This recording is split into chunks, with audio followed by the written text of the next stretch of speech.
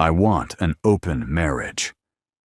That's what her husband said, calm, unapologetic, after years of forgetting her, replacing her, erasing her. What he didn't expect was that 24 hours later, another man would see her, choose her, and make her untouchable. A mafia boss, a dangerous desire, and a woman who finally stops begging to be loved. But when jealousy turns into violence and power demands loyalty, one question remains. Did she escape neglect, or trade it for something far more dangerous? Welcome to Afro-Korean Stories TV, romance lovers. Please like, share, and subscribe. Nadia's hands trembled around her third glass of wine. Or was it her fourth? She'd lost count 2 hours ago, the same way she'd lost count of how many times Marcus had come home smelling like someone else. The apartment was dark, except for the dim kitchen light. She sat at their dining table, the one they'd picked out together 7 years ago, back when he still looked at her like she hung the moon. Now he barely looked at her at all. The front door opened at 2 a.m. Marcus walked in, tie loosened, lipstick smeared across his collar like a brand. He didn't even try to hide it anymore. "You're still up," he said, not quite meeting her eyes. Nadia laughed. It came out broken. "Where else would I be?" He moved past her toward the bedroom. She caught his wrist. "We need to talk about this." "There's nothing to talk about, Nadia. We agreed." "You decided," she corrected, her voice cracking. "You decided you wanted an open marriage. You decided I wasn't enough. You decided other women could give you what I couldn't." Marcus pulled his arm free. "You know I still care about you. But I want children. You can't give me that." 5 years of trying. 5 years of doctors, treatments, hope bleeding into despair. And this was his solution. "So you bring them here?" Her voice rose. "To our home. You parade them through the life we built together. Don't be dramatic. Don't be." She stood so fast the chair scraped. "You forgot our anniversary last month. You forgot my birthday 2 weeks ago. You won't eat anything I cook. You won't touch me. You won't even look at me." "But I'm being dramatic?" Marcus's jaw tightened. "I told you I still want you in my life. Just not like that anymore." The words landed like a blade between her ribs. He walked away. She heard the bedroom door close. Their separate bedroom now. He'd moved his things out 3 weeks ago. Nadia sank back into her chair and reached for the bottle. The next morning, she woke on the couch, head pounding, mascara dried on her cheeks. Marcus was already gone. No note, no goodbye. Just the faint scent of cologne that used to make her heart race. She dragged herself to the shower, stood under scalding water until her skin turned pink, and tried to remember who she'd been before she'd given up everything for a man who couldn't even remember her birthday. She'd left her job for him. Let go of her friends because he said they were too loud, too much. Stopped wearing certain dresses because he said they attracted too much attention. Stopped wearing makeup for the same reason. "I just want you to myself," he'd whispered once, kissing her temple. Is that so wrong? She'd thought it was love. Now she knew it was control. Later that week, Marcus brought another woman home. Nadia was in the kitchen when she heard them. High-pitched laughter, the rustle of clothing, her husband's low murmur. She gripped the counter until her knuckles went white. The woman was young, pretty. Everything Nadia used to be before years of heartbreak had carved lines around her eyes. "Oh!" The woman startled when she saw Nadia. "I didn't know anyone else was here." Marcus appeared behind her, hand possessive on the woman's waist. He looked at Nadia with something like pity. "This is my wife," he said casually. "Nadia, this is Simone." Simone's smile faltered. "Your wife?" "We have an arrangement," Marcus explained, steering Simone toward the bedroom. "Don't worry about it." "Don't worry about it." Nadia stood frozen until she heard the bedroom door close. Then she grabbed her purse and walked out. She ended up at a club downtown, the kind of place Marcus would have hated. Too loud, too crowded, too alive. Perfect. She'd stopped at home first, changed into a dress she'd bought years ago but never worn. Black, fitted, low cut, the kind that made her curves look dangerous. She'd done her makeup the way she used to, back when she still believed she deserved to be looked at. The bouncer waved her through without question. Inside, the music was deafening, the lights dizzying. Nadia pushed through to the bar and ordered something strong. "Vodka martini," she told the bartender. "Make it a double." She was halfway through her second drink when she felt him, a presence, thick and weighted, settling into the space beside her. She didn't turn, didn't acknowledge him, but her skin prickled with awareness. "Rough night?" His voice was smooth, accented, and dangerous. Nadia glanced over. He was Korean, impossibly handsome, dressed in a suit that probably cost more than her car. His dark eyes held hers with an intensity that made her breath catch. "You could say that," she replied, taking another sip. "Your husband's an idiot." She choked on her drink. "Excuse me. I've been watching you since you walked in." He tilted his head, studying her. "The way you hold yourself, like you're trying to remember how to exist, like someone spent years convincing you to disappear." Nadia's heart hammered. "You don't know anything about me. I know you wore that dress to remind yourself you're still desirable." His gaze dropped briefly, appreciatively, then returned to her face. "I know it worked." Heat flooded her cheeks. "That's incredibly presumptuous." "I'm J1, he extended a hand, "and I'm rarely wrong." Against her better judgment, she took it.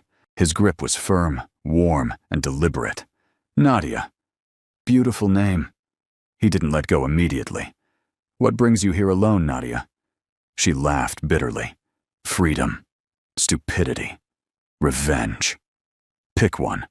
"Revenge," J1 repeated, something dark flickering in his expression. "Now that I understand." They talked for an hour. Or rather, she talked. And he listened. Really listened. In a way Marcus hadn't in years. She told him about the open marriage, the infertility, the slow, systematic erasure of who she used to be. She told him things she'd never said out loud, words spilling like wine from a broken glass. J1 didn't interrupt, didn't offer platitudes, just watched her with those devastating eyes, and occasionally signaled for another round. "So he wants his cake, and to eat it too," J1 finally said. "Wants you for... what? Comfort? Control? While he finds someone else to build his future with. Apparently. And you're letting him." Nadia stiffened. "I didn't. You left, didn't you? You got dressed, walked out, came here." He leaned closer. "That took courage. Don't waste it drowning in vodka and self-pity." "What do you suggest I do?" she snapped. "He's already moved on. I'm just the wife he keeps around out of obligation." "Then stop being obligated."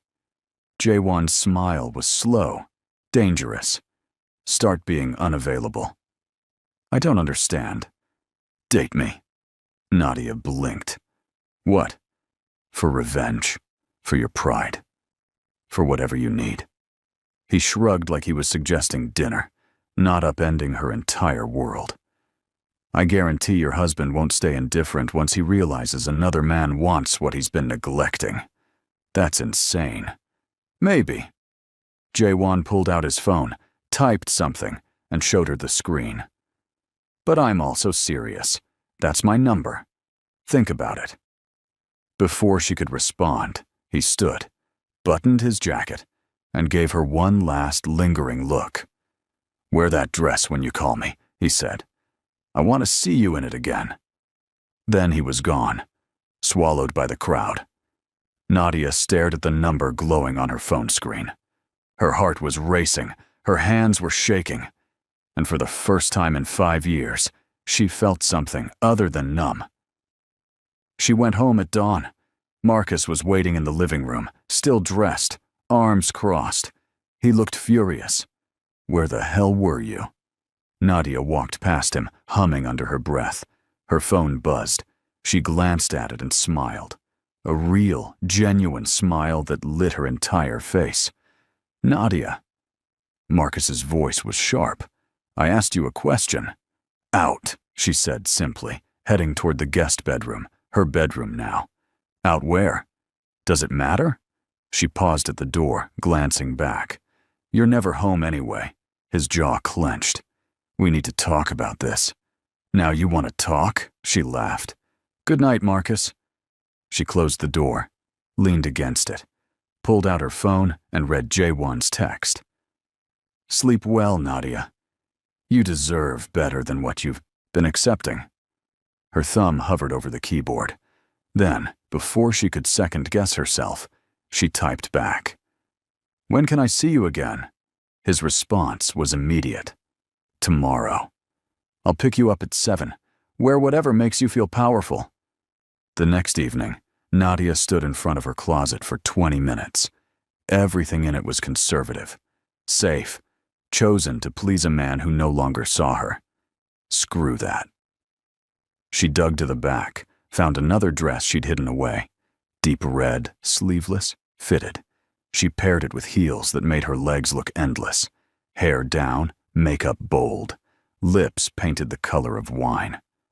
When she walked into the living room at 6:55, Marcus looked up from his laptop and froze. "Where are you going?" "Out." "Dressed like that? Problem?" She raised an eyebrow. "Nadia, we talked about this. Those clothes. You talked. I listened. I'm done listening." She grabbed her purse. "Don't wait up." A car horn sounded outside. She didn't look back as she walked out, but she felt Marcus's stare burning into her spine. J1 was leaning against a sleek black car, hands in his pockets, looking like sin incarnate. When he saw her, something flickered in his eyes. Hunger, approval, possession all at once. "Perfect," he murmured, opening the door for her. "You look perfect." As the car pulled away, Nadia glanced back. Marcus stood in the window, watching. "Good. Let him watch." J1 took her to a restaurant she couldn't pronounce, the kind where there are no menus, just courses that appear like art. "Tell me," he said, over wine that probably cost more than her rent. "What did your husband say when you left?" He was surprised. "Surprised you disobeyed?" J1's smile was sharp. "Or surprised another man finds you worth his time?" "Both, probably. He's going to regret underestimating you." J1 reached across the table, fingers brushing her wrist. They always do. The touch sent electricity up her arm. She pulled back, but slowly, reluctantly. "You're dangerous," she whispered. "Only to people who deserve it." His eyes held hers. "And Nadia, your husband deserves everything coming to him." They talked through 7 courses, about everything and nothing. He told her about his work, vague but powerful. Import-export, he said, which she suspected was code for something darker. She didn't care. He made her laugh, made her feel seen, made her remember what it was like to be wanted. By the time dessert arrived, she was leaning into his space, hyper-aware of every movement he made. "I should go," she said, not meaning it. "Should you?" J1 stood and offered his hand. "Let me drive you home." They didn't speak in the car. The tension was too thick, too potent. Every breath felt like foreplay. When they pulled up outside her building, J1 turned to her. "He's watching," he said quietly. "Third-floor window." Nadia looked up. Sure enough, Marcus's silhouette was visible behind the curtains. "Good," she breathed.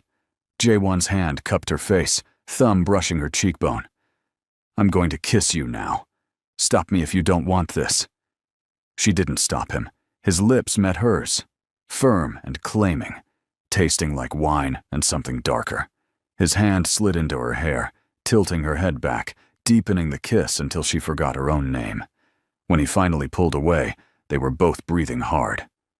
"Tomorrow," he said, voice rough. "I'll text you." Nadia nodded, speechless, and climbed out of the car. She walked into her building on shaking legs, lips still tingling, heart racing. Behind her, Jaewon watched until she disappeared inside.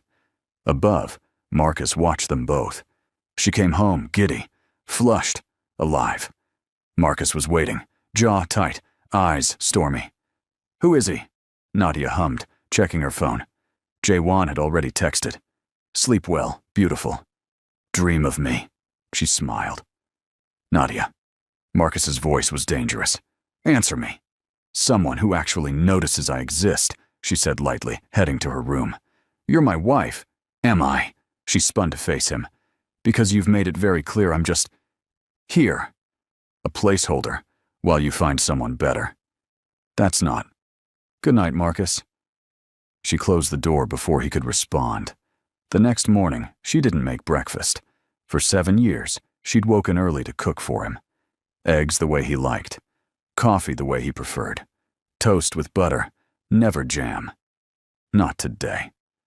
She made herself tea and toast, ate slowly, and ignored Marcus's pointed looks when he came into the kitchen. "No breakfast?" he asked, tone careful. "I only had time to make mine," she said pleasantly. "You know where everything is." His mouth opened. Closed. He looked genuinely confused. "Good morning, though," she added, smiling brightly. "I hope you have a wonderful day."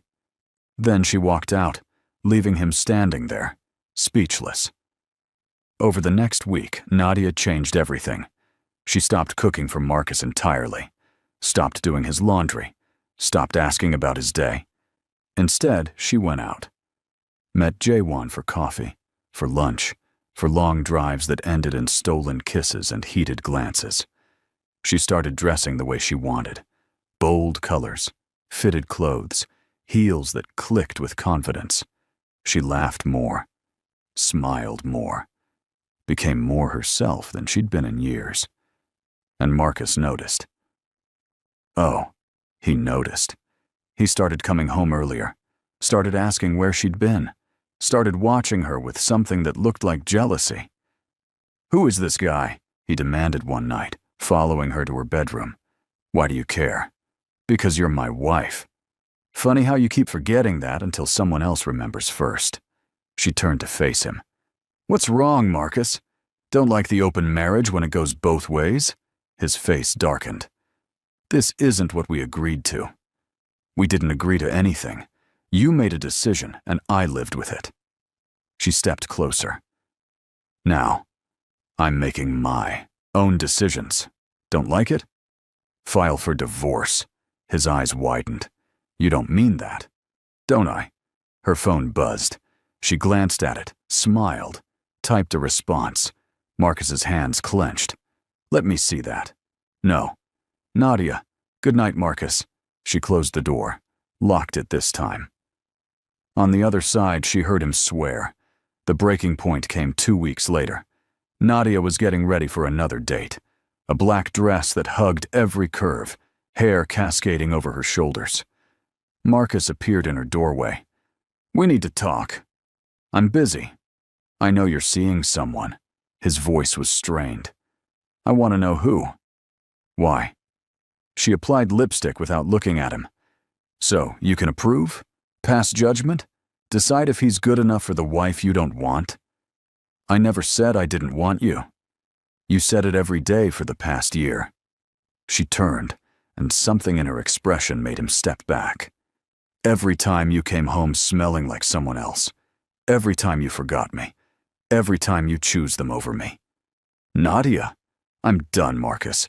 Done waiting for you to remember I exist. Done being second choice. Done being nothing." A car horn sounded outside. She grabbed her purse and walked past him. He caught her wrist. "Who is he?" "Someone who sees me." "Nadia, please." She pulled free and left. Jaewon took her to his penthouse that night, floor-to-ceiling windows overlooking the city, furniture that belonged in magazines, a space that screamed power and wealth and danger.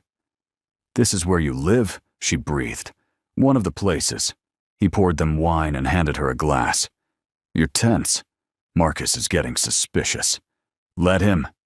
Jae-won stepped closer, backing her against the window. The glass was cool against her back, his body warm against her front. "Let him realize what he's losing. What if this is a mistake? What if it's not?" His hand traced her jaw. "What if you deserve to be worshipped instead of tolerated?" "Jae-won," he kissed her, slow and deep and devastating. She melted into him, fingers curling into his shirt, all thoughts of Marcus evaporating. When they broke apart, his forehead rested against hers. "Stay," he whispered. "I can't." "Then come back tomorrow, and the day after, and the day after that." His thumb brushed her lower lip. "Until staying feels right." She nodded, breathless. But when she got home that night, everything fell apart. Marcus was waiting with her phone in his hand, the one she'd left charging in the living room. His face was murderous. "Jae-won," he said, voice shaking with rage. "You're seeing Jae-won?" Her blood ran cold. "How did you? Your phone kept buzzing." "I looked." He threw it at her. She caught it barely. "Do you have any idea who he is? What he does?" "I know enough. He's my business rival, Nadia. He's been trying to destroy my company for months." "Your company?" She laughed bitterly. "That's what you're worried about?" "Not me, not our marriage. Your company? He's using you to get to me." "Or maybe," she said quietly, "he actually sees value in me beyond what I can do for him." Marcus took a step toward her, hand raised, and froze. "Touch her," a cold voice said from behind him. "And I touch you." They both spun. Jae-won stood in the doorway, suit immaculate, expression lethal. Two men flanked him. Bodyguards, she realized with a start. "How did you?" Marcus began. "I've had people watching this place since our first date." Jae-won's eyes never left Nadia. Making sure she was safe, good thing too. He walked forward, and Marcus stumbled back. "Pack your things," Jae-won told Nadia. "You're moving into my house." "She's not going anywhere," Marcus snarled. Jae-won pulled papers from his jacket, threw them at Marcus's feet. "Divorce papers. Sign them." "Like hell. Sign them, or I'll destroy everything you've built. Your company, your reputation, your future." Jae-won's smile was razor sharp. "I've been merciful because of her. Don't test me." "She's mine," Marcus spat. "No other man could ever love her like you." Jae-won laughed. "You don't know what love is." Then he cupped Nadia's face and kissed her, deep, possessive, claiming, right in front of her husband. When he pulled back, Nadia's lips were swollen, her eyes dazed. "That," Jae-won said to Marcus, "is how you love a woman like her." Marcus's face went purple. "You'll regret this." Nadia stepped forward. Her hand cracked across Marcus's cheek. The sound echoed. Marcus stared at her, shocked. "Nadia!" She slapped him again, harder. "That's for every time you forgot me," she said, voice steady. "Every time you made me feel small. Every time you choose someone else." She turned to Jae-won, whose expression had softened to something almost tender. "Take me home," she whispered. "Always." Jae-won's men carried her belongings to the waiting cars, while Marcus stood frozen, divorce papers crumpled in his fist. Nadia didn't look back. She'd spent 7 years looking back, waiting, hoping. Not anymore. The penthouse felt different when she returned, less like a showpiece, more like a sanctuary. Jae-won had cleared an entire walk-in closet for her things, had fresh flowers on the nightstand in the guest room, and had thought of everything. "You don't have to stay in the guest room," he said, leaning against the doorframe while she unpacked. "But I wanted you to have your own space. No pressure." No expectations. Nadia turned to face him. Why are you doing this? Because you deserve it. You don't even know me. I know enough. He pushed off the frame and came closer.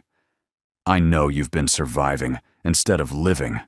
I know you've forgotten what it feels like to be chosen. I know. He stopped, jaw tightening. I know what it's like to be underestimated by someone who should see your worth. There was a story there. Pain is buried beneath expensive suits and dangerous smiles. Who hurt you? She asked softly. His eyes darkened. Someone who didn't deserve the power I gave them. Someone I won't let hurt me again. He touched her cheek. Stay here. Rest. Tomorrow, we'll figure out the rest. He left before she could respond. The next morning, Nadia woke to the smell of coffee and something sweet. She found Jae-won in the kitchen, sleeves rolled up, hair slightly mussed, plating what looked like homemade pancakes. You cook? She asked, surprised. When I want to. He slid a plate toward her. Eat. You barely touched dinner last night. She sat, took a bite, and nearly moaned. These are incredible. My grandmother's recipe. His smile was soft, almost boyish. She raised me, taught me that taking care of someone you... He stopped, cleared his throat. That cooking for someone matters. Nadia's heart squeezed. She sounds wonderful. She was. Past tense. The pain flickered and disappeared. Coffee? They ate in comfortable silence, and Nadia realized something startling. She felt safe here. More safe than she'd felt in her own home in years. Her phone buzzed. Marcus's name flashed on the screen. Jae-won glanced at it. You don't have to answer. I know. But she did anyway. What? Nadia, please. Come home. We can work this out. Marcus's voice was desperate. I made mistakes. I know that, but... You didn't make mistakes, Marcus. You made choices. Every single day you chose to hurt me. I still love you. She laughed bitterly. No, you don't. You love the idea of owning me. There's a difference. He's dangerous, Nadia. He'll hurt you worse than I ever could. At least he's honest about what he is. She looked at Jae-won, who was watching her with dark, intense eyes. Which is more than I can say for you. She hung up. Jae-won's hand covered hers on the table. He'll keep trying. Let him. It might get ugly. I don't care. She turned her hand over and laced their fingers together. I'm tired of being afraid. Something flickered in his expression. Pride, maybe, or possession. Good. Because I'm about to make his life very difficult. Later that day, Jae-won took her to his office. It was housed in a building that dominated the skyline, all steel and glass and barely concealed power. His private floor was a study in controlled luxury. Dark wood, expensive art, floor-to-ceiling windows that made the city look small. This is where you work? Nadia asked, taking it all in. Where I run my empire. He gestured to the windows. Everything you see out there, I have a hand in. Import, export, real estate, investments. His smile was sharp. Some legitimate, some less so. Should that scare me? Probably. He came up behind her, close enough that she could feel his heat. Does it? No. She turned to face him. Should it? Not if you trust me. Do I have a reason to? Not yet. His honesty was brutal. But you will. Before she could respond. His phone rang. He glanced at it, frowned, and answered. Speak. His tone changed. Cold. Commanding. When? How many? A pause. Handle it. No witnesses. He hung up. Nadia's stomach flipped. What was that? Business. He pocketed his phone. Nothing for you to worry about. Jae-won. I told you what I am, Nadia. I won't hide it from you. He stepped closer. But I will protect you from it. Always. What if I don't want to be protected? What if I want to understand? He studied her for a long moment. You're not afraid of me. Should I be? Most people are. I'm not most people. His smile was slow, dangerous, devastating. No, you're not. That evening, Job Wan took her to a charity gala, the kind where everyone wore designer gowns and fake smiles. He'd had a dress delivered, midnight blue, backless, elegant enough to be respectful, but daring enough to turn heads. You're trying to make a statement, she said, studying herself in the mirror. I'm trying to show the world you're mine. He appeared behind her, fastening a diamond necklace around her throat. Let them look. Let them wonder. Let your husband see what he lost. The possessiveness should have bothered her. Instead, it sent heat pooling low in her belly. Will he be there? I made sure of it. Jae-won's smile in the mirror was predatory. Your husband does business with half the people attending tonight. He can't afford not to show. You're playing games. I'm proving a point. He turned her to face him, that you were never his to keep, only his to lose. The gala was everything Nadia expected. Champagne, classical music, people in clothes worth more than cars. Jae-won kept her close hand on her lower back, fingers occasionally tracing her bare skin in a way that made her shiver. People stared, whispered. She caught the words. Jae-won's new woman, Marcus's wife, scandal. She lifted her chin and smiled. Marcus arrived an hour in. He saw them immediately, saw Nadia in Jae-won's arms as they swayed to the music, saw the way Jae-won looked at her like she was the only person in the room. His face went white, then red. He's watching, Jae-won murmured against her ear. I know. Want me to make it worse? How much worse? His hand slid lower on her back, pulling her flush against him. Much worse. Her breath caught. Do it. He spun her, dipped her, brought her back up slowly, intimately, his lips brushing her temple as they resumed dancing. Across the room, Marcus's champagne glass shattered in his grip. Point made, Nadia whispered, trying not to smile. Not yet. 20 minutes later, a man approached them. Tall, handsome, clearly interested in Nadia. Excuse me, he said, flashing a charming smile. I don't mean to intrude, but I had to tell you, you're absolutely stunning. Nadia blinked. Oh, thank you. I'm David. Would you like to? She's taken, Jae-won said, voice ice cold. David's smile faltered. I didn't see a ring. You see me. Jae-won stepped between them, and suddenly David looked very small. That should be enough. Jae-won, Nadia said, touching his arm. It's fine. He was just being nice. He was flirting with what's mine. The possessiveness in his tone sent shivers down her spine, equal parts thrilling and terrifying. David raised his hands. My mistake, sorry. He retreated quickly. Nadia turned to Jae-won. That was unnecessary. Was it? His eyes were molten. Because every man here has been looking at you like they have a chance. They don't. You don't own me, don't I? He cupped her face, thumb brushing her lips. You're wearing my diamonds, living in my home, standing in my arms. Tell me, Nadia, who do you belong to? She should have been angry, should have pulled away. Instead, she whispered, You.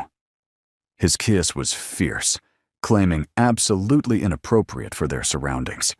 She didn't care. When they broke apart, half the room was staring, including Marcus, whose expression had shifted from anger to something that looked like devastation. Take me home, Nadia breathed. Always. They barely made it through the penthouse door. Jae-won's hands were in her hair, her dress pooling at her feet, his mouth hot on her neck as he backed her toward his bedroom, not the guest room, his. Tell me to stop, he rasped against her skin. Don't you dare. He lifted her, and she wrapped her legs around his waist, gasping as he carried her to the bed. What followed was overwhelming, his hands everywhere, his mouth tracing paths of fire, his body pressing her into silk sheets as he worshipped every inch of her like she was sacred. "You're perfect," he breathed against her throat. "So perfect. J1, say my name like that again." She did, over and over, until the world narrowed to just them, heat and need, and something deeper, something that felt dangerously like falling. Later, much later, they lay tangled together, sweat-cooled and breathless. Nadia traced patterns on his chest, feeling his heartbeat slow. "This changes things," she whispered. "Yes. What happens now?" He pulled her closer. "Now, I make sure you never regret choosing me." But in the morning, doubt crept in. Nadia woke alone. The sheets beside her were cold. J1 already gone. She found a note on the nightstand. "Business emergency. Back tonight. Make yourself at home. Make yourself at home in a penthouse worth millions, wearing the aftermath of the most intense night of her life, with a man she barely knew but had given everything to." What had she done? Her phone buzzed. Multiple texts from Marcus. "I saw you last night. How could you do this to us? He'll get bored of you." He always does. "When he throws you away, don't come crawling back." Each word was a poison dart, finding soft tissue. What if Marcus was right? What if this was just revenge for J1, a way to hurt his business rival? What if she'd traded one man who didn't value her for another who was only using her? She'd given herself to him so completely last night. Let him see every vulnerable part of her. Let herself believe she could be wanted. What if it was all a lie? The thought made her chest tight, her breathing shallow. She needed air, space, clarity. She dressed quickly, scribbled her own note. Needed some time. "Don't worry," and left. Nadia spent the day walking aimlessly through the city, phone off, mind racing. She thought about Marcus, about 7 years of slow erosion. Thought about J1, about 3 weeks of intensity and promises. Thought about herself, about who she'd been and who she was becoming. She ended up at a cafe, ordering coffee she didn't drink, watching people live their uncomplicated lives. A woman sat down across from her, uninvited. She was elegant, older, wearing clothes that whispered wealth. "You're Nadia," she said. Not a question.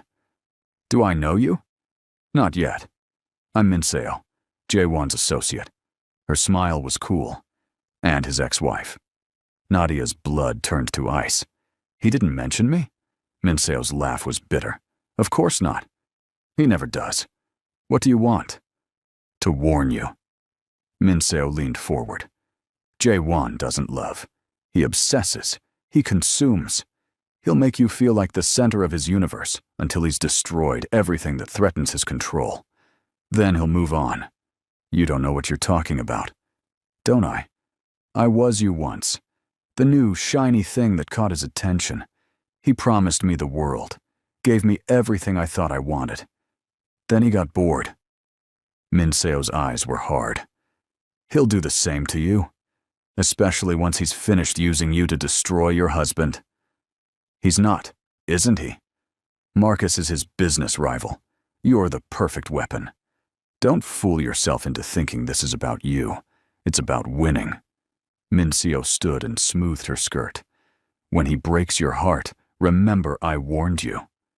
She left.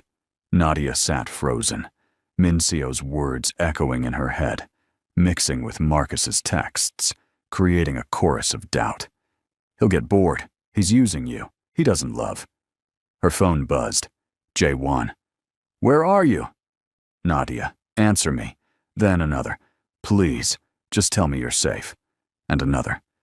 "Whatever you're thinking, we'll talk about it. Just come home." Home. He called it home. But was it? Or was she just another acquisition, another piece in whatever game he was playing?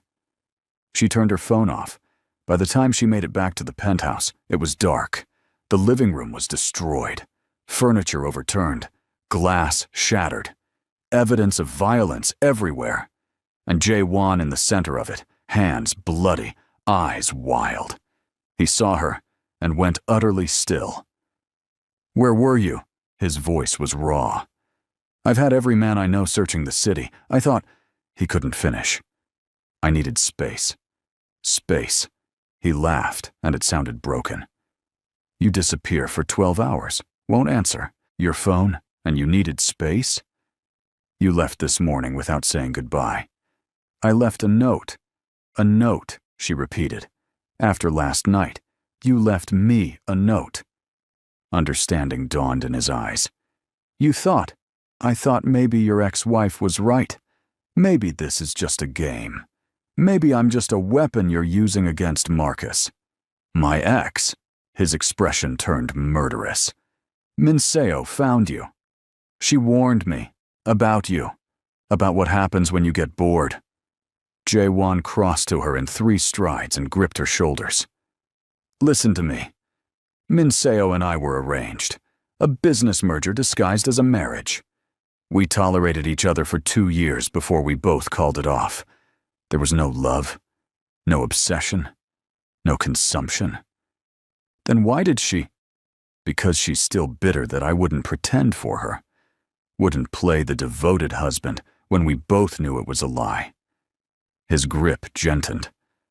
"You want to know the truth?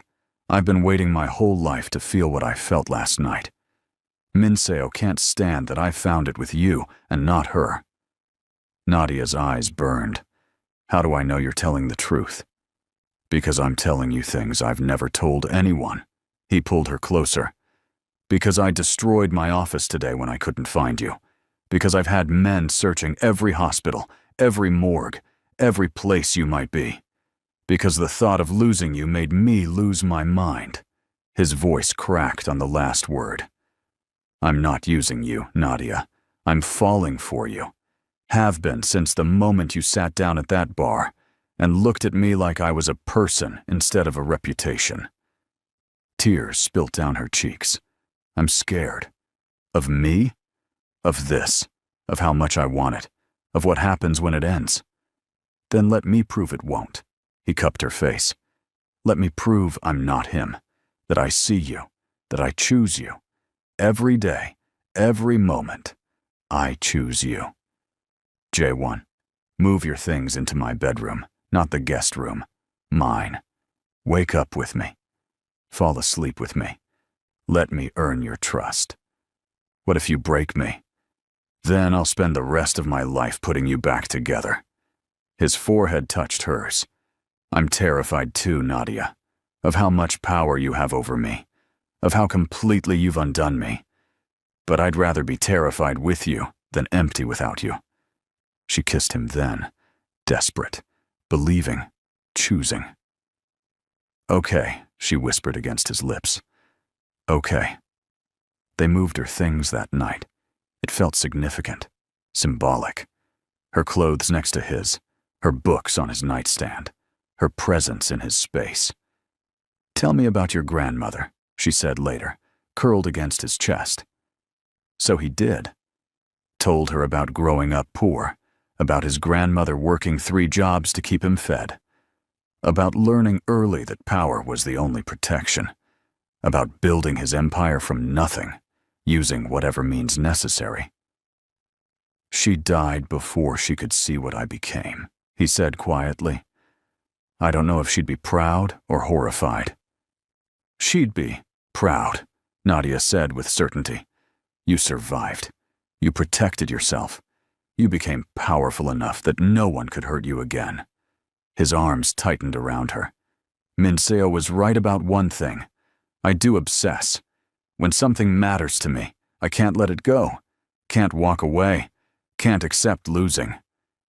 Is that supposed to scare me? It should. Well, it doesn't." She looked up at him. "Because I obsess too. I give everything. I love it completely. I destroy myself for people I care about." "Not anymore," he said fiercely. "Never again. You don't destroy yourself for anyone, not even me. What if I want to? Then I won't let you." He kissed her forehead. "We'll destroy each other differently, beautifully, completely, but never at our own expense." It was a promise, a vow. She believed him. The next morning, Nadia woke to Jaewon's phone ringing. He answered it with a growl. "This better be important." His expression darkened as he listened. "When? How bad?" A pause. "I'm on my way." He hung up, already moving. "What's wrong?" Nadia asked, sitting up. "Marcus did something stupid. He was pulling on clothes. Very stupid." "What did he do?" "He tried to sabotage one of my shipments. Got caught. Now he's at my warehouse, and my men want to know what to do with him." Nadia's stomach dropped. "Jaewon, what will you—" "Come with me," he interrupted. "I want you to see who he really is, what he's really capable of." "Why?" "Because you need to stop feeling guilty for leaving him." His eyes were hard. "You need to see that he never deserved you." The warehouse was on the outskirts of the city, surrounded by men in dark suits who nodded respectfully as Jaewon passed. Marcus was inside, tied to a chair, face already bruised. When he saw Nadia, he started struggling. "Nadia, thank God! Tell them this is a mistake." She stayed silent. Jaewon circled him slowly. "You tried to steal from me, from my business, from my livelihood." "I was trying to get my wife back." "Your ex-wife," Jaewon corrected. "You signed the papers. Under duress. Under consequence." Jaewon stopped in front of him. "You spent years taking her for granted, making her small, making her doubt herself. And now that someone sees her value, you want her back? Not because you love her, because your ego can't handle that she chose better." "She's mine," Jaewon backhanded him. The sound echoed. "She's no one's," he said coldly. "Certainly not yours." Marcus spat blood. "You think you're better than me. You're a criminal, a thug. At least I gave her a legitimate life. You gave her nothing." Jaewon crouched to Marcus's level. "You took a woman who could have been anything and convinced her she should be nothing. You took her light and dimmed it so you could shine. You're not a husband. You're a parasite. And you're what? Her savior?" Marcus laughed bitterly. "She'll see through you eventually. See that you're just using her for revenge. Then she'll come crawling back, and I won't take her." "Good," Nadia said, speaking for the first time. Marcus's head snapped toward her. "Because I'd rather die than go back to you," she continued, voice steady. "I spent 7 years shrinking myself to fit into your idea of a wife. I gave up my career, my friends, my identity. And for what? So you could parade other women through our home? So you could forget my birthday? So you could make me feel worthless?" "Nadia, I'm not finished." She stepped closer. "You didn't want an open marriage. You wanted permission to cheat while keeping me around as backup, as proof you weren't a complete failure. But guess what? You are. You're a failure as a husband, as a partner, as a man." Marcus's face crumpled. "I love you." "No, you don't. You love control. You love possession. But you've never loved me. Because if you did, you would have celebrated my strength instead of trying to break it." She turned to Jaewon. "Can we go?" "What about him?" She looked at Marcus one last time. "Let him go. He's not worth the consequences." Jaewon studied her, then nodded. "Cut him loose," he told his men. "Make sure he understands this was a mercy he didn't deserve." As they walked out, Marcus called after them. "You'll regret this, Nadia. When he destroys you, you'll regret this." She didn't look back. In the car, Jaewon took her hand. "You okay?" "Better than okay." She squeezed his fingers. "Thank you." "For what?" "For letting me handle it my way. For not needing to be the hero. For trusting me to be strong enough." His smile was soft. You've always been strong enough. You just needed to remember. Life in Jaewon's world became Nadia's new normal, and it was nothing she expected. She woke each morning to his face on the pillow beside hers, to coffee already brewing, to a man who looked at her like she was air. He worked from home when he could, kept her close during meetings, and introduced her to his associates as mine, with a possessiveness that should have suffocated, but instead made her feel treasured. "You're staring," she said one morning, catching him watching her read. "I like looking at what's mine." "Possessive much?" "Always." He pulled her into his lap. "Get used to it." She was getting used to all of it. The luxury, the danger lurking at the edges, the way his men treated her with the same respect they showed him. She was getting used to being seen, being chosen, being loved in a way that felt both overwhelming and inevitable. But peace never lasted long in Jaewon's world. 3 weeks after the warehouse incident, Nadia was shopping downtown when she felt eyes on her. She turned, scanning the crowd. Nothing. But the feeling persisted, prickling along her spine. She ducked into a boutique, pretended to browse, and watched the street through the window. A man in a dark jacket stood across the street, phone to his ear, gaze fixed on the boutique. Entrance, not Jaewon's men. She'd learned to recognize them. Her phone buzzed. "Jaewon, where are you?" "Downtown. Shopping? Alone? Your men are around somewhere." A pause, then, "Stay where you are. I'm sending a car." "Jaewon, I'm fine." "Nadia, stay. Where you are." The urgency in his text made her stomach clench. She stayed. 10 minutes later, 3 black SUVs pulled up. Jaewon emerged from the first one, expression thunderous. He swept into the boutique, found her immediately, and pulled her against him. "Are you hurt?" "No, I'm fine. What's going on?" "We're leaving. Now." He guided her outside, keeping her close. His men formed a protective circle around them. In the car, Jaewon made several calls in rapid Korean, voice clipped and dangerous. "Talk to me," Nadia said when he finally hung up. "Marcus isn't acting alone anymore." His jaw was tight. "He's made alliances. People who want to hurt me. They know the fastest way to do that is through you." Her blood ran cold. He's trying to take back control, make himself relevant, prove he still has power." Jaewon's hand found hers. "He won't touch you. I won't let him." "What are you going to do?" "Whatever I have to." His eyes were hard. "Whatever it takes to keep you safe." The penthouse became a fortress. Guards are stationed at every entrance. Security cameras everywhere. Jaewon rarely left, conducting business from home, keeping Nadia within arm's reach. She should have felt trapped. Instead, she felt protected, maybe too protected. "I can't live like a prisoner," she said one evening, watching him review security footage. "You're not a prisoner." "Then let me go out. Live normally." "There's nothing normal about the target on your back." He looked up, and the fear in his eyes was raw. "They've already tried twice. Once at the boutique, once at the cafe you went to yesterday. My men intercepted both times." She hadn't even known. "Jaewon, I can't lose you," his voice cracked. "I won't survive it."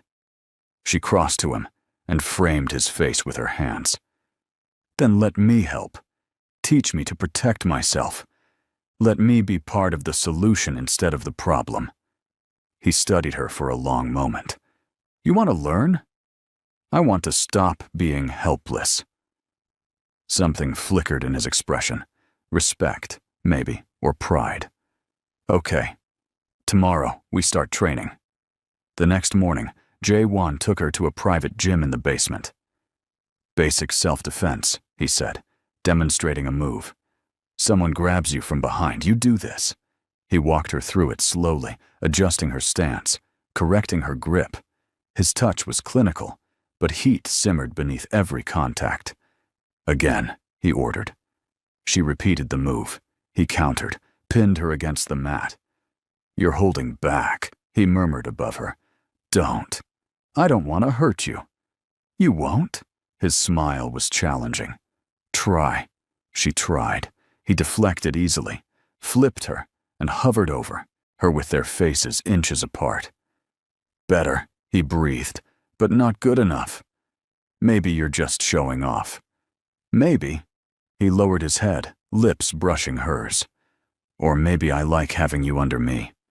We're supposed to be training." "We are. This is very educational." She laughed, pushed at his chest. He rolled off, pulled her to her feet. They trained for 2 hours. Longer than she'd expected, harder than she'd anticipated. By the end, she was sweating, sore and exhilarated. "You're a fast learner," Jae-won said, tossing her a water bottle. "Good teacher." Motivated student. He caught her wrist, pulled her close. "Promise me something." "What?" "If anything happens, if they get past my men, past me, you run. You don't fight. You don't try to be brave. You run, and you call the number I programmed into your phone. The one marked emergency." "Jae-won, promise me, Nadia." The desperation in his voice broke her. "I promise." He kissed her then, deep and claiming, like he was memorizing her taste. That night, everything shattered. They were having dinner, just the two of them, trying to pretend everything was normal, when the power went out. Jae-won was on his feet instantly. "Stay behind me." Emergency lights flickered on. Red. Ominous. Breach in the north entrance. A voice crackled over the intercom. "Multiple hostilities. Fall back to—" Gunshots. Then static. Jae-won's face went cold. He pulled a gun from a hidden drawer and checked the chamber. "The safe room," he said. "Behind the bookshelf in the study. Code is your birthday. Get inside and don't come out until I get you." "What about you?" "I'll handle this." "Jae-won, no. Nadia." He gripped her shoulders. "I love you. Do you understand? I love you more than anything in this world. But I need you safe. Please." It was the first time he'd said it so directly, so desperately. "I love you too," she whispered. He kissed her hard, fast. "Go. Now." She ran. Behind her, she heard more gunshots, shouting, the sound of doors breaking. She found the study, the bookshelf, and punched in the code with shaking fingers. The door swung open. She stepped inside, started to close it, and heard Jae-won scream her name. Every instinct screamed at her to go back, to help, to not leave him. But she'd promised. She sealed the door and waited in the dark, heart pounding, praying to anyone listening to keep him safe. 20 minutes felt like 20 hours. Then the door opened. Jae-won stood there, covered in blood. Not his, she realized with relief. Face grim. "It's over," he said. "They're gone." She threw herself at him. He caught her, held her so tight she could barely breathe. "You're okay," she gasped. "You're okay." "Because you stayed safe." He pulled back, checked her over. "They were here for you. All of them. Marcus sent them." "How do you know?" "Because one of them told me before he died." Jae-won's expression was murderous. He thought it would buy him mercy. It didn't. "What are you going to do?" "End this." He cupped her face, once and for all. "But first, I'm getting you somewhere they can't touch you." By dawn, they were at a private estate hours outside the city. It was beautiful. Sprawling gardens, high walls, guards everywhere. A gilded cage, but a cage nonetheless. "How long?" Nadia asked. "A few days, maybe a week." Jae-won looked exhausted. "However long it takes to eliminate the threat." "You mean, kill them?" "Yes." No hesitation. "Every single person who came after you. Everyone who helped Marcus. Everyone who thought they could hurt what's mine." She should have been horrified. Instead, she felt something darker. Satisfaction, maybe, or vindication. "I'm coming with you," she said. Absolutely not. J1. Nadia, I've already lost years of my life to violence. I've done things that keep me up at night. Things I can never take back. His voice shook. I won't let that touch you. I won't let it stain you the way it stained me. It's too late. I'm already stained. I chose you. I chose this life. Don't shut me out now. I'm not shutting you out. I'm protecting you. From what? The consequences of your love? She stepped closer. I don't need protecting from that. I need you to trust that I can handle it. This isn't about trust. Then what is it about? Fear. The word exploded from him. I'm terrified that if you see what I really am, what I'm capable of when someone threatens what I love, you'll stop looking at me the way you do now. You'll see a monster instead of a man. Her heart broke. J1, I already know what you are. I've known since the beginning, and I'm still here. You don't know everything. Then show me. She took his hands. Show me all of it. The dark, the violent, the parts you're afraid will scare me away. Let me decide if I can handle it. He stared at her for a long moment. You might hate me. I could never hate you. You don't know that. Yes, she said firmly. I do. He took her with him 2 days later. They went to a warehouse on the waterfront, the kind of place where screams went unheard and bodies disappeared. Marcus was already there, tied up, surrounded by J1's men. When he saw Nadia, his eyes widened. You brought her here?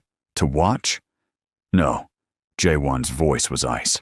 I brought her so she could choose. Choose what? Whether you live or die. The words hung in the air, heavy and terrible. Nadia's stomach churned. J1, I can't. You can. He turned to her.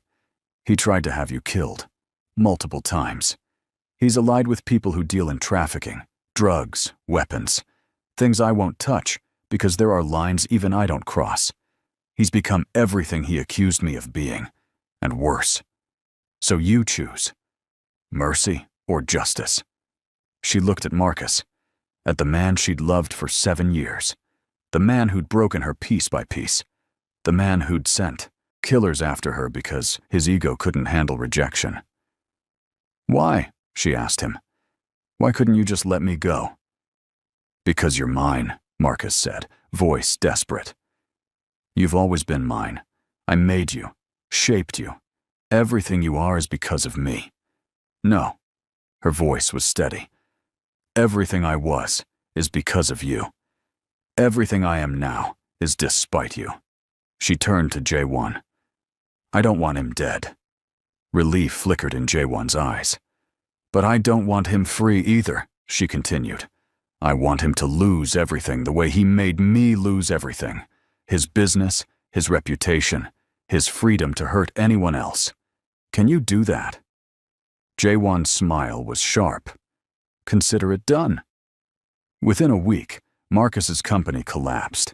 J1 had evidence of fraud, embezzlement, and connections to criminal enterprises. He delivered it all to the authorities wrapped in a bow. Marcus was arrested, charged with multiple counts. His assets were frozen. His name was destroyed. It's over, J1 said, watching the news coverage with Nadia curled against his side. He can't hurt you anymore. He never really could, she murmured. He only had the power I gave him. And now? Now I'm choosing who has that power. She looked up at him. You terrify me. This life terrifies me. But walking away from you terrifies me more. His arms tightened around her. I'll spend every day making sure you never regret this choice. I know.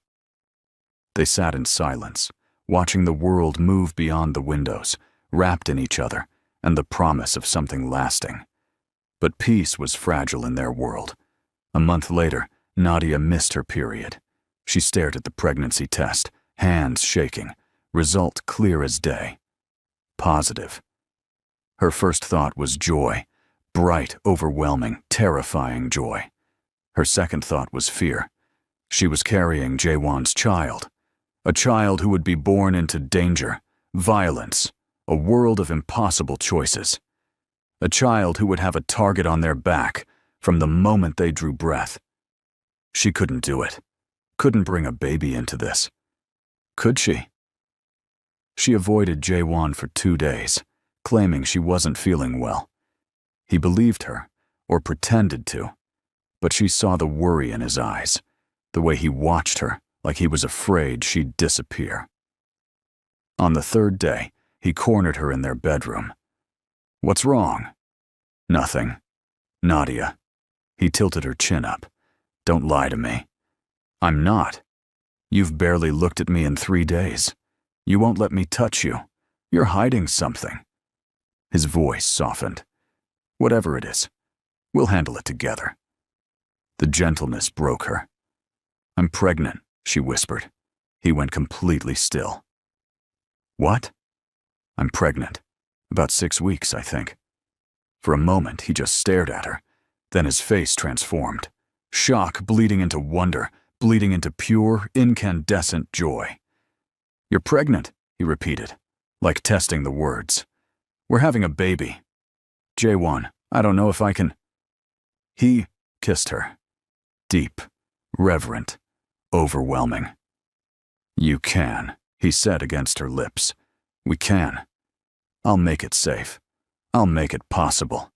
I'll burn the world down before I let anything touch our child."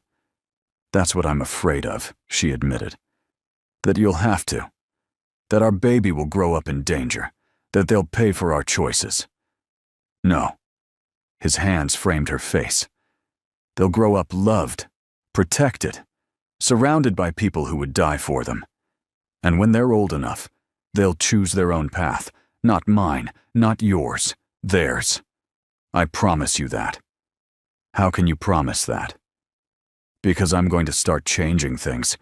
Go legitimate. Clean up my operations. I've been building the foundation for months." His smile was soft. "I knew this was coming." "You knew I was pregnant?" "No. But I knew I wanted a life with you. A real one. The kind that doesn't end in violence." He pressed his palm to her still, flat stomach. "This just makes it more urgent." Tears spilt down her cheeks. "You'd give up everything for this? For us?" "I already have." He kissed her forehead. "Everything I built was to protect myself.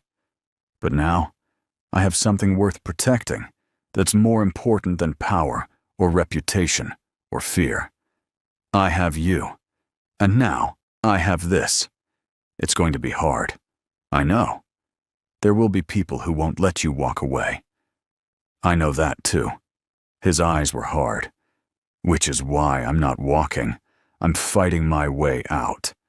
And I'm taking you and our baby with me." The next 6 months were a blur. Jaewon dismantled his empire piece by piece, selling off the criminal enterprises, going legitimate with the rest, making deals with people who used to be enemies. Some accepted, some fought back.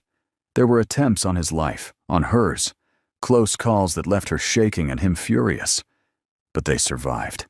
And Nadia's belly grew, round and full and miraculous. Jaewon became obsessed with her safety, her comfort, her every need. He read pregnancy books cover to cover, attended every appointment, talked to their baby every night like they could already understand him. "You're going to be so loved," he whispered against her stomach one night. "So protected. So free. Everything your mother and I never had, you'll have. I promise." Nadia ran her fingers through his hair, heart so full it ached. "They're lucky to have you as a father." "I'm the lucky one." He looked up at her. "You gave me everything, Nadia. A reason to be better. A future worth fighting for. A love I didn't know I was capable of. You were always capable of it. You just needed someone worth giving it to." His smile was devastating. "Good thing I found her." Their daughter was born on a Tuesday in the spring. 10 fingers, 10 toes, perfect in every way. Jaewon held her like she was made of glass, tears streaming down his face. "She's beautiful," he whispered. She looks like you. She has your eyes. She has everything. He kissed the baby's forehead, then Nadia's. Everything I never knew I wanted. They named her Minji. New beginning. It felt appropriate. 2 weeks later, Jae-won came home with papers. It's done, he said. Everything. All the transfers, all the deals, all the exits. I'm officially out. Nadia looked up from nursing Minji. Out? Legitimate. Clean. Free. He knelt beside her chair. It wasn't easy. There were prices to pay, favors to call in, threats to neutralize. But it's over. We're safe. How safe? Safe enough. His hand covered hers on their daughter's head. Safe enough to live without looking over our shoulders. Safe enough to be a family. And the people who wanted you dead? Taken care of. His expression darkened. They won't be a problem anymore. She didn't ask for details. She didn't need to. So what now? She asked instead. Now? He smiled. Now we live. We raise our daughter. We build something good. We choose each other every single day. Sounds perfect. It will be. He kissed her softly. I'll make sure of it. 6 months later, Nadia stood in their new home, a house in the suburbs, far from the city, surrounded by gardens and safety. Minji was crawling, babbling, and lighting up every room she entered. Jae-won was teaching at a university now, using his business expertise legitimately. He came home every evening at 6, traded his expensive suits for jeans and sweaters, and played with his daughter until she fell asleep in his arms. He'd kept his promise, given them a life free from violence, free from fear. Happy? He asked one evening, finding Nadia on the porch watching the sunset. Terrified, she admitted, that I'll wake up, and this will all be a dream. It's not. He wrapped his arms around her from behind. This is real. You're real. We're real. I love you, she whispered. I love you more. He turned her to face him. Thank you. For what? For seeing me when I was invisible. For choosing me when I was dangerous. For believing I could be better than what I was. His forehead touched hers. For giving me everything. You gave me everything first, she countered. You gave me myself back. They stood there as the sun set, wrapped in each other, and the impossible miracle of their love. Inside, Minji started crying. They both smiled. I'll get her, Jae-won said. We'll both get her. Hand in hand, they walked back inside. To their daughter, to their life, to their future, to everything they'd fought for, and everything they'd finally won.